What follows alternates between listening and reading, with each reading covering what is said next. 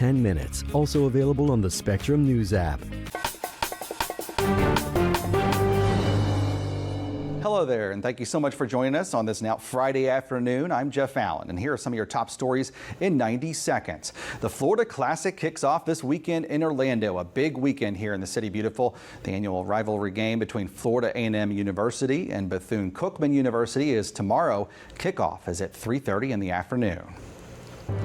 A branch of the Florida Department of Education is now looking into Central Christian University. That's the school run by former State Representative Carolina Amisty's family. According to our partners at the Orlando Sentinel, a review found that the school advertised multiple degree programs it was not authorized to offer, including PhDs. Board members have voted to grant the school a provisional license so they can continue to operate.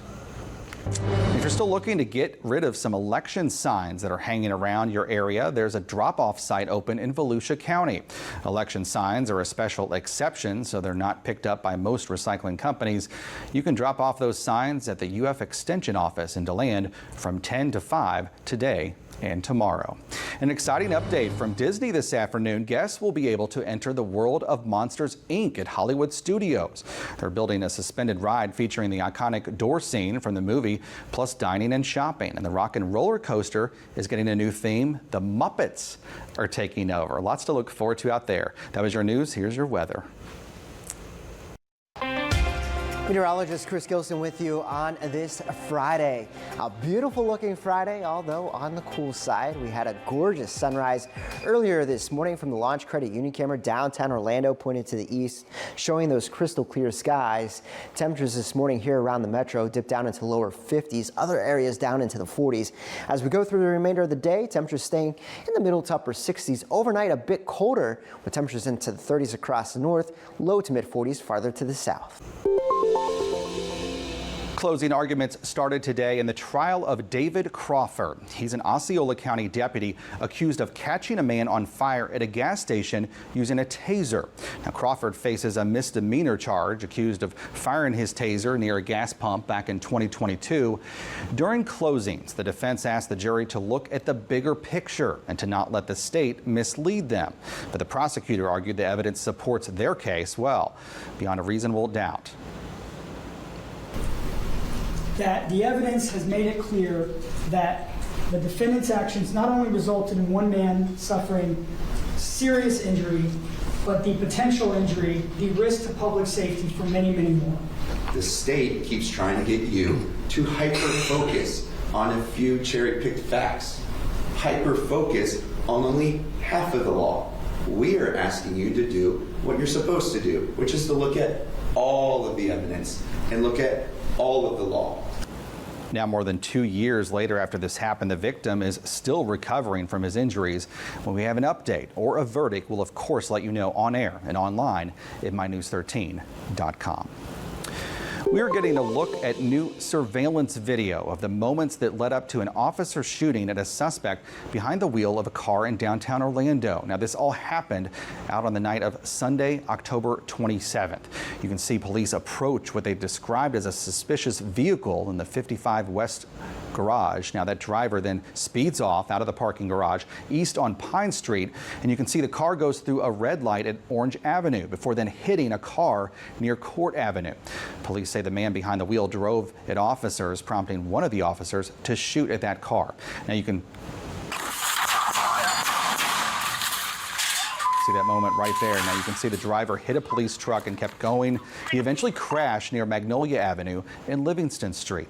That's where officers arrested Cliff Garcia Francois on several charges, including aggravated fleeing and hit and run. Now, police say he'd been arrested 11 times for felony crimes prior to this arrest.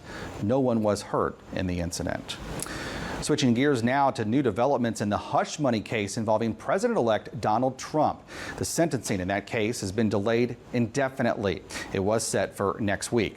Now, Judge Juan Merchan also agreed to hold off on issuing his decision on presidential immunity until after he reviews the party's filings.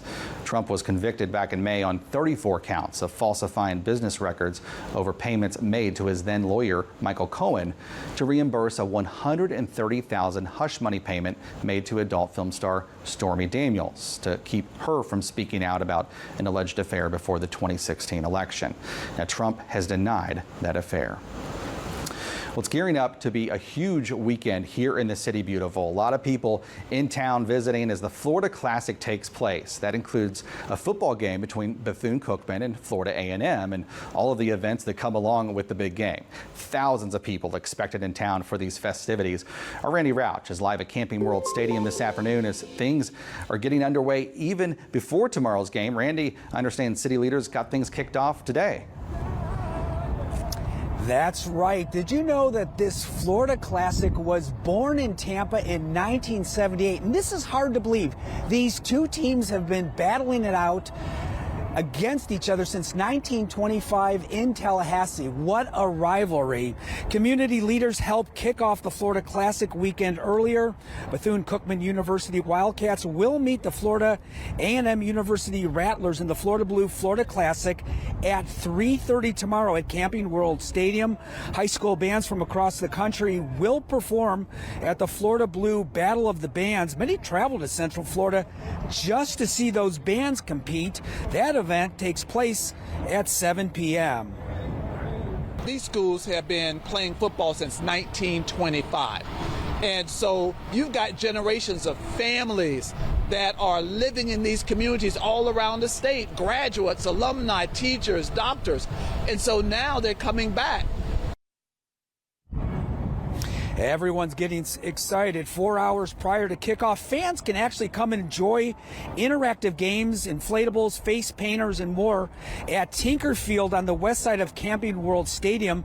Admission is free and game ticket is not required for that. Now, the gates here at Camping World Stadium will open tomorrow at 1:30 p.m. It's going to be an exciting weekend here at the stadium and throughout the Orlando area. Live here in Orlando, Randy Rauch, Spectrum News.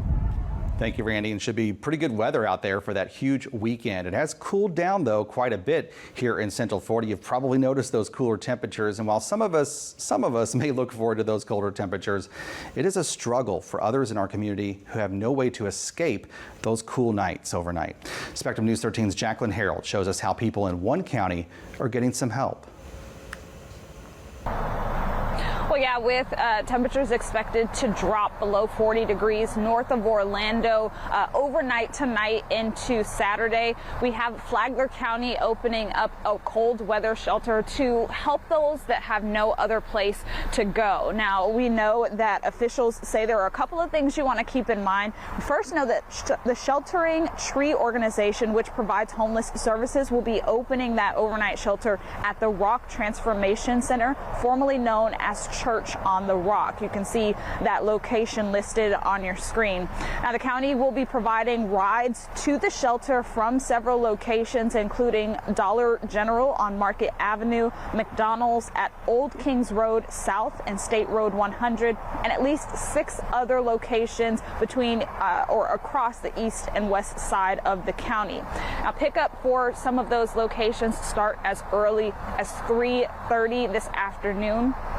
With the shelter actually opening around 5 p.m. It'll remain open until 8 a.m. tomorrow morning. Before a full list of those locations for pickup and timing, you can find that on our website at mynews13.com. In Flagler County, Jacqueline Harold, Spectrum News. How much longer will those cool temperatures stick around? We'll have weather coming up in just a moment, weather on the ones. And also, it's all about connection, camaraderie, and after loss, living again. We'll share this week's Pursuit Unlimited story. That's coming up in just a few. Hope you'll stay with us on this Friday afternoon here on Spectrum News 13.